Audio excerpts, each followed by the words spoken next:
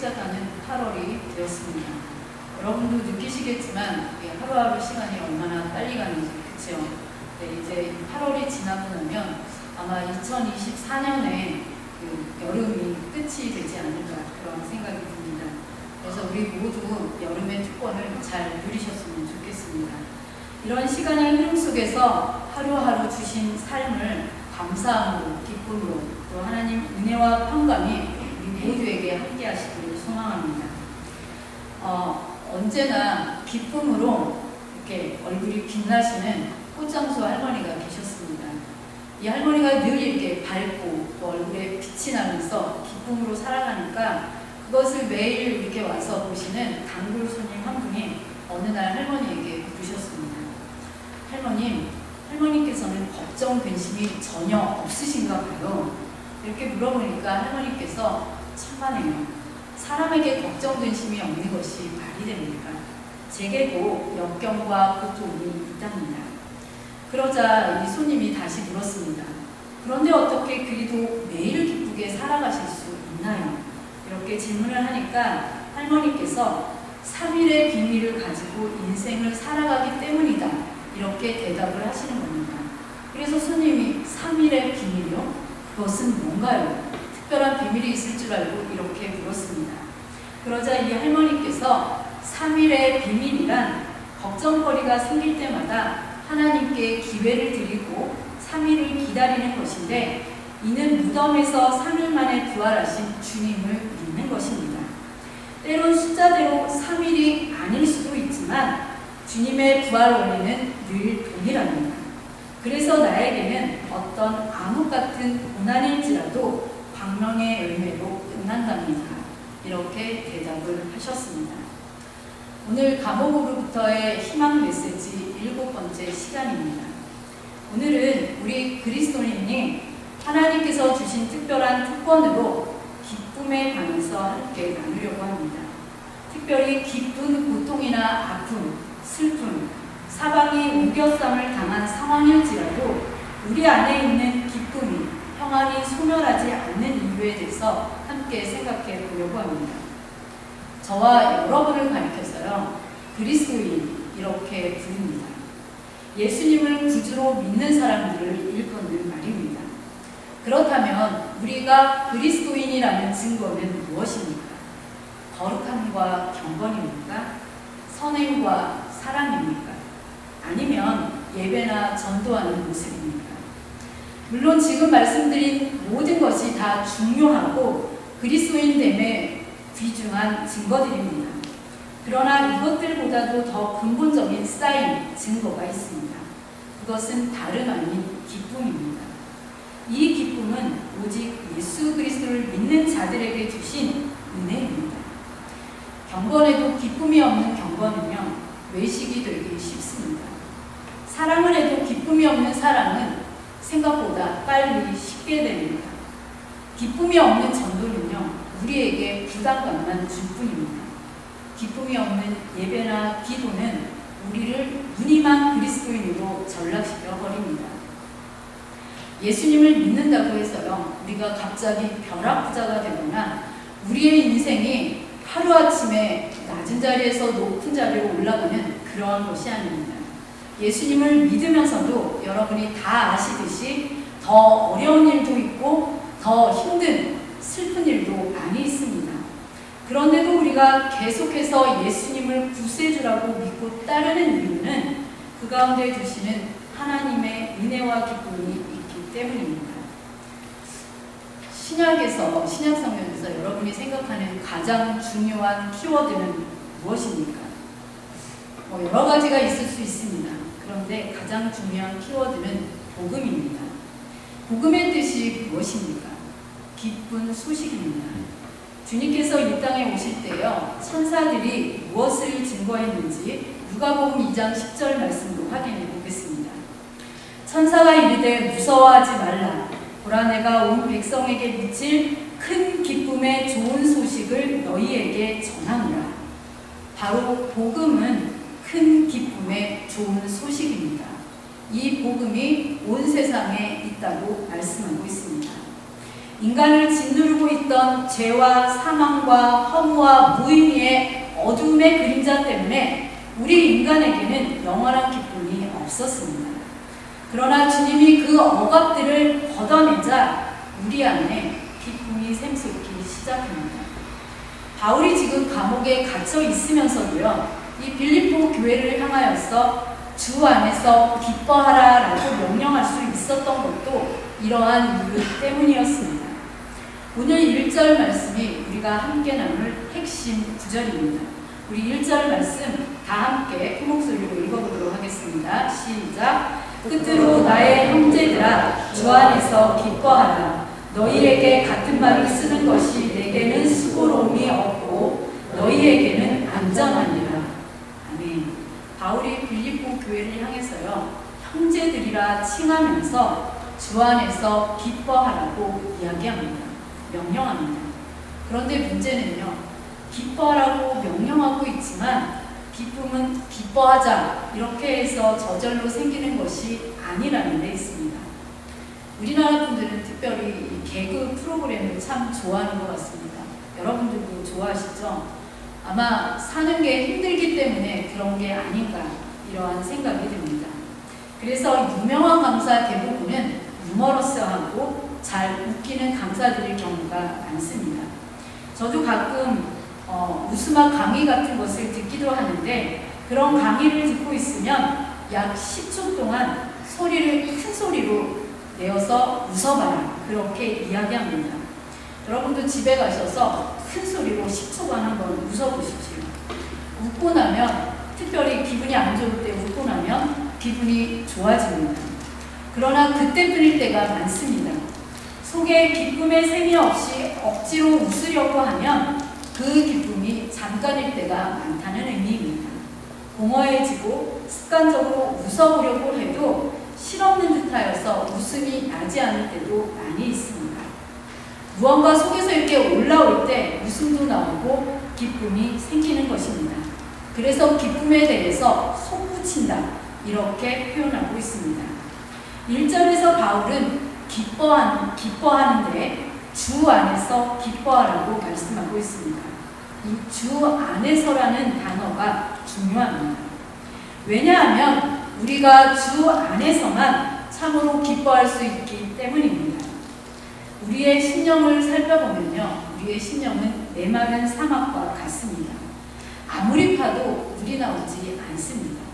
그러나 그 안에 예수 그리스도를 모신 사람은요, 오아시스와 같은 사랑과 같고 샘물 근원을 가진 사랑과 같아집니다. 이렇게 주 안은 마치 수도관의 물을 공급하는 수원지와 같습니다.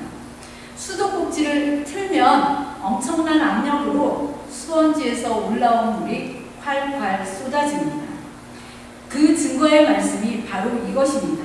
주님은 요한복음 4장 14절과 7장 38절에서 주님에 대해서 이렇게 말씀하고 있습니다. 이 말씀 보시겠습니다. 내가 주는 물을 마시는 자는 영원히 목마르지 아니하리니 내가 주는 물은 그 속에서 영생하도록 솟아나는 샘물이 되리라. 7장 38절 나를 믿는 자는 성경의 이름과 같이 그 배에서 생수의 강이 흘러가리라. 그렇습니다. 주님만이 우리 생수의 근원이십니다. 우리 주님만이 우리 기쁨의 샘이십니다. 우리가 해야 될 것은요, 단지 수도꼭지를 트는 노력뿐입니다. 예수 그리스도를 믿는 자들에게는요, 우리 안에 깊은 곳에 기쁨의 샘, 평안의 샘이 있습니다. 그래서 우리의 상황과 상관없이 주 안에서 기뻐할 수 있습니다. 바로 기쁨의 근원 되시는 주님이 계시기 때문입니다. 사도 바울은 이 사실을 알기에 빌립보 성도들에게 주 안에서 기뻐하라고 명령하고 있습니다. 그래서 저는 기뻐하라, 이 명령이 마치 한 바가지의 마중물 같은 것이라고 생각합니다. 그림이 되게 일찍 나오네요. 여러분 마중물 아시죠? 저 사진을 보면 저 사진이 옛날에 쓰던 물 펌프인데요. 저는 그 강원도 홍천 마지막 살던 집이 저 펌프가 있었습니다. 그래서 제가 고등학교 3학년까지 그 집에서 살았는데 그 집에서 펌프가 있어서 매년 겨울에는 너무 추우니까 얼어서 잘 힘들고요. 여름에만 주로 많이 사용했던 그런 기억이 나는데 저 주전자같이 생긴 그 그릇 안에 물 한 바가지를 집어넣고 손잡이를 잡고 열심히 펌프질을 하면 그 속에서 시원한 물이 활활 솟습니다. 이때 붓는 한 바가지 물을 마중물 이렇게 표현합니다. 지하에 있는 물들을 마중하러 나간다. 그렇게 이야기하는 의미에서 마중물이라고 말씀드립니다. 이처럼 우리가 억지로라도 감사하고 의식적으로라도 기뻐하면 그것이 마중물이 되어서 우리 안에 깊은 곳, 바로 주님 안에 있는 기쁨의 샘과 감사의 샘이 터지기 시작합니다. 바울은 이 기뻐하라는 명령으로요, 마지막 인사를 하고 편지를 끝내려고 했던 것 같습니다. 그래서 3장 1절의 첫 시작이 끝으로 이렇게 시작하고 있습니다. 그런데 마지막으로 이 말을 하려다가 아주 중요한 문제가 떠올랐습니다. 바로 유대 율법주의자들에 대한 문제입니다. 그래서 3장이 하나 더 추가되면서요, 편지가 길어졌습니다. 보통 학자들은요, 이 빌립보서가 원래는 3장 1절에서 4장으로 넘어가는 것이 내용상 자연스럽다고 이야기합니다. 그러나 바울은 끝을 내려다가, 편지의 끝을 내려다가 이 빌립보 성도들이 주의해야 할 사항을 한 길게 1장을 더 할애하고 있는데 2절 말씀에서 그것을 보여주고 있습니다.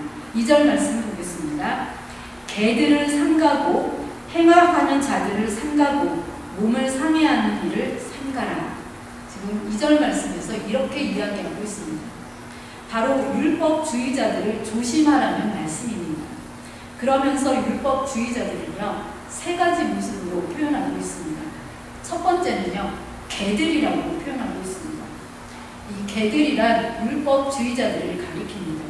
물론 여러분이 집에서 키우는 그런 반려견과 같은 것을 의미하는 건 아닙니다. 그러니까 헬라어에 두 가지 개의 의미가 있는데 지금 오늘 기록된 말씀은 야생개를 의미합니다. 여기에서 이 야생개들은 거리를 배회하고 들에서 사는 불결하고 사나운 그러한 야생개를 의미합니다. 본래 육체적 활동을 중시했던 유대인들은요, 이방인들을, 그러니까 그 당시에 여러분이나 저도 살았으면은 개들이라고 불렀습니다. 그래서 그 당시에 그들은 육체적 할례를 받지 않는 모든 사람들을 다 개처럼 취급했습니다. 그런데 바울은 지금 오히려 이 율법자들을 가리켜서 개들이라고 말하면서 그들을 주의하라고, 멀리하라고 이야기하고 있습니다. 왜냐하면 이들은 자신의 몸에 할례를 행함으로써요, 그 자체로 선민이라 여겼기 때문입니다. 두 번째는요, 이 율법주의자들을 행악자들이라고 표현하고 있습니다. 이 행악자들은요, 겉으로는 의로운 척, 깨끗한 척 하면서 온갖 부정과 불의를 저지르는 자들을 가리킵니다. 율법주의자들의 또 다른 모습이라고 할 수 있습니다. 그리고 세 번째는 몸을 상해하는 일로 표현하고 있습니다. 이것은 육체적 할례를 의미하는 것으로요, 몸을 상하게 하는 이러한 의례를 통하여서 할례당이 된다고 주장하는 그러한 사람들입니다. 이 2절 말씀을 통해서 알 수 있는 것은 빌립보 교회 안에 이런 유대 율법주의자들이 있었고, 이런 유대 율법주의자들이 바로 빌립보 성도들의 신앙을 위협하는 그러한 존재들이었습니다. 그렇기 때문에 사도 바울은 오늘 2절의 말씀과 같이 아주 혹독하게 그들을 개라고, 행악자라고 표현하고 있습니다. 오늘날에도요, 이런 유대 율법주의자 같은 사람들이 있습니다. 하나님의 은혜를 거부하고 자기 공로와 자기 의를 쌓는 자들입니다. 우리는 알아야 할 것이 있는데 율법 아래에 사는 것과 은혜의 복음 아래에 사는 것의 차이점을 분명하게 알아야 합니다. 율법주의는요, 법칙과 규례를 따라 사는 것입니다. 그래서 하나님과의 관계보다도 자신의 행위를 더 중요하게 여깁니다. 이만큼 예배드렸으니, 이만큼 봉사했으니, 이만큼 기도했으니, 이러한 생각들이 바로 유대의 율법주의자들이 가진 생각들입니다. 하나님이 나를 위해서 무엇을 하셨으며 무엇을 하고 계시며 무엇을 하실 것에 대한 초점을 두는 것이 아니라 지금 내가 하고 있는 것이 무엇이냐에 초점을 두는 것입니다. 율법이 하는 일은요, 죄를 드러내는 일입니다. 잘못한 것을 찾아내는 일이 바로 율법의 일입니다. 그래서 율법은 죄를 보면 반드시 정죄하고 심판해야 합니다. 율법이 할 수 없는 것이 있는데요, 그것이 바로 용서입니다. 이런 율법주의자들은 문자와 규율에 얽매이는 것도 좋아합니다. 그런데 그 문자를 지킬 수 있는 능력이 없습니다. 그 율법을 지키기 위해서 아무리 몸부림쳐도 항상 부족하다고 느끼게 마련입니다. 그렇게 만족이 없고 그렇게 기쁨이 없습니다. 율법과 다르게 은혜의 복음은 자신의 행위가 아닌 철저히 하나님께서 우리를 위해 하신 일에 초점을 맞추는 것입니다. 은혜의 복음 아래 사는 사람들은요, 자신의 힘으로 살아가지 않습니다. 바울은 3절에서 분명하게 밝히고 있습니다. 3절 말씀 보겠습니다. 하나님의 성령으로 봉사하며 그리스도 예수로 자랑하고 육체를 신뢰하지 아니하는 우리가 곧 할례파라. 바울은 은혜의 복음 아래 사는 사람은 하나님의 성령으로 봉사한다고 이야기하고 있습니다. 또한 은혜 아래 살아가고 있는 사람은 오직 예수 그리스도만을 자랑한다고 말합니다. 그리고 이 은혜의 복음 아래 살아가는 사람은 자신의 육체가 얼마나 연약한지를 알기 때문에 자신의 육체를 신뢰하지 않는다고 이야기합니다. 바로 이러한 사람이 마음의 할례를 받은 진정한 언약 백성으로서 할례받아 이렇게 이야기하고 있습니다. 우리가 예수님 안에 살다가는요, 죄를 범할 수도 있고 부족함을 느낄 수도 있습니다. 오늘 또 하루 이렇게 말씀대로 살아가고 싶었는데 또 내 안에 혈기가 올라올 때도 있습니다. 그럴 때 이 은혜의 복음 안에 있는 사람들에게 들리는 음성은요, 아직도 부족해, 너는 희망이 없어, 이러한 말이 아니라 오히려 염려하지 말아라, 너는 아직 공사 중이다, 지금도 만들어져 가고 있는 중이다, 이러한 음성이 들려옵니다. 그래서 계속해서 믿음의 길을 걸어가게 합니다. 이렇게 은혜의 복음 아래 살았던 사람이 있습니다. 그분은 극한의 슬픔, 고통 중에서도요, 주 안에서 기뻐하는, 주 안에서 참 평안을 얻은 사람입니다. 그 사람은 바로 우리가 아까 부른 찬송가의 작사자인 호레이시오 스패포드라는 사람입니다. 이분은 뉴욕에서 태어났고요, 시카고의 성공한 변호사였을 뿐만 아니라 시카고 의과대학의 법리학 교수였고요, 노스웨스트 장로교 신학교의 이사였습니다. 또한 그는 세계적인 전도자였던 무디와 절친한 친구였어요. 무디가 사역하는 교회의 회계를 담당하고 또한 그 교회의 주일학교 교사로 섬겼던 독실한 신앙인이었습니다. 그러던 어느 날 그에게 아주 큰 시련이 찾아왔습니다. 그의 사랑하는 4살짜리 아들이 열병으로 갑자기 세상을 떠나고 말았습니다. 그리고 그 충격이 채 가시기도 전에 시카고에 대형 화재가 발생했는데 그 대형 화재에서 그는 자신이 가지고 있던 전 재산을 잃어버리고 말았습니다. 엄청난 시련 속에서요, 이 스패포드와 그의 가족은 너무너무 힘든 시간을 보내게 되었습니다. 그래서 스패포드는 가족들에게 절대적으로 휴식이 필요하다 판단해서 아내와 그의 4딸을 데리고 영국 등 유럽을 여행하기로 계획했습니다. 때마침 이 유럽에서 무디 목사님이 집회를 하고 있었기 때문에 그를 만나서 전도 집회도 돕고 또한 위로도 받고 싶었기 때문에 그러한 계획을 세운 것입니다. 1873년 11월 15일 이 스패포드와 아내 그리고 4딸은 뉴욕항을 출발하는 빌르드 아브로라는 여객선을 타게 되었습니다. 하지만 떠나기로 한 날 이 스패포드는 꼭 처리해야 할 급한 업무가 생겨서 아내와 딸들을 먼저 보내고 자신은 나중에 뒤따라가기로 하면서 배에서 내리게 됩니다. 배는 7일 동안, 일주일 동안은 계속해서 순항을 했습니다. 그런데 22일 모두 깊이 잠이 든 새벽 2시에 바로 대서양 한가운데서 영국의 범선인 로크원이라는 배와 정면으로 충돌하고 말았습니다. 그 영국 배는요, 철선이었기 때문에 이 철선과 부딪힌 여객선은 완전하게 부서지면서 배에 타고 있던 사람 중에요 226명이 사망하면서 배는 침몰하고 말았습니다. 가까스로 구조된 사람은 겨우 87명이었습니다. 그 와중에 이 스패포드의 딸들은 모두 배와 함께 잠기고 아내만 물 위에 떠올라서 구명증에 의해서 구조되었습니다. 그때 이 스패포드의 딸들의 나이는요 11살, 9살, 5살, 2살이었다고 합니다.